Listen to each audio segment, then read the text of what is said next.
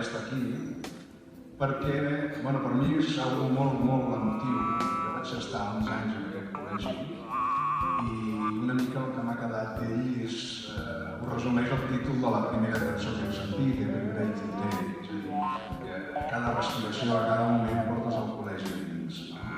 De fet, el nostre primer llibre està dedicat al col·legi.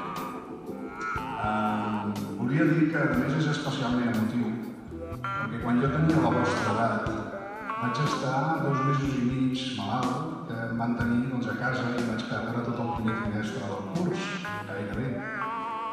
I durant aquell trimestre a casa vaig començar a escriure. No sabia per què ben bé, però vaig començar a escriure.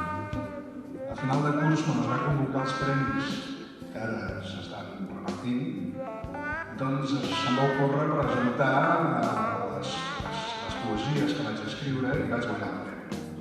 Per tant, és molt emotiu per mi poder entregar-li aquests premis i animar-vos a tots a escriure.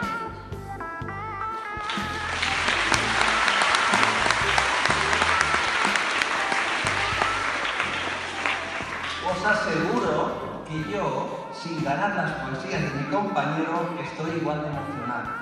Fijaros, es importante lo que os quería comentar. Yo antes estuve en otro colegio, hasta los 13 años. A los 13 años llegué a la SAI. Y esta unión, lo que yo encontré en este colegio, ha hecho que durante el resto de mi vida, vivida hasta este momento, mi colegio sea la SAI y no el anterior. Y lo digo de corazón. Mirad, entre los dos sumamos 108 años de vida, no está mal.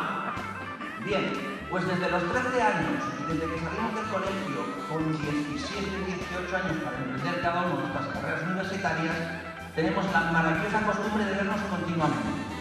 Aprovechar este momento, chicos, chicas, de colegio, las amistades fundamentales que tendréis a lo largo de la vida, va a ser principalmente la de los compañeros que habéis ido con pantalón corto y bata, los del patio de colegio, los del pelotazo, los de tirar de las trenzas. Esas amistades duran siempre. Y otra cosa que me ha pasado muy divertida, muy agradable, con todo respeto lo digo, no me llamo José Luis Gómez, ese es mi personaje. Yo me llamo Luis Jo Gómez. Con Jordi Batía hacemos novelas y os animamos a que vosotros emprendáis también ese camino.